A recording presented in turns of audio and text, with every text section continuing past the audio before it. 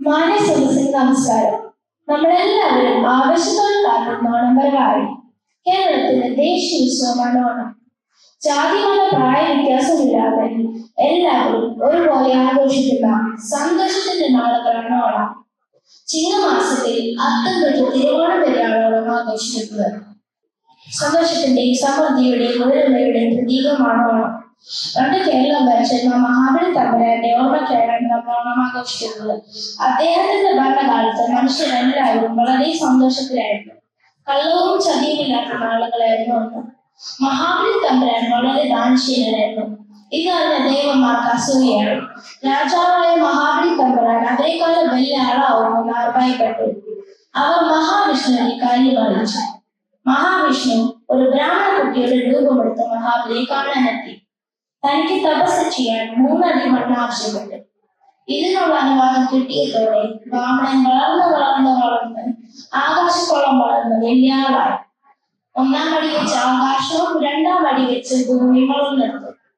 3-ാം അടി വെച്ച സ്ഥലം ഉണ്ടായിരുന്നില്ല. 3-ാം അടി വെച്ച സ്ഥലം മഹാബലിയോട് ആവശ്യപ്പെട്ടു. മഹാബലി സ്വന്തം ശിരസ് കൊണ്ടിട്ട് കൊടുത്തു. പക്ഷേ മഹാബലിയെ പാതാളത്തിലൂടെ ചവിട്ടി താഴ്ത്തുന്നതിന് മുമ്പ് മഹാബലി ഒരു ആഗ്രഹം അറിയിച്ചു.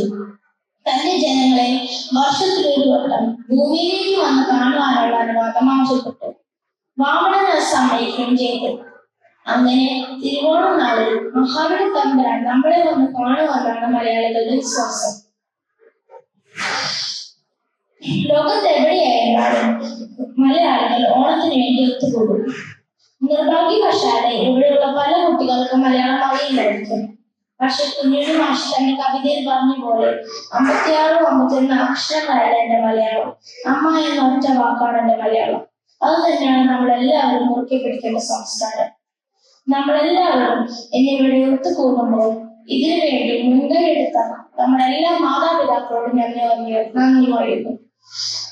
കേരളത്തിൽ പ്രകൃതി ദുരന്തം ഉണ്ടായപ്പോൾ നമ്മൾ കണ്ടതാണ് ലോകമെമ്പാടുള്ള മലയാളികൾക്ക് ഒത്തൊരുമ. അത് തന്നെയാണ് കരുത്ത്. എല്ലാവർക്കും എന്റെ ഹൃദയം നിറഞ്ഞ ഓണാശംസകൾ.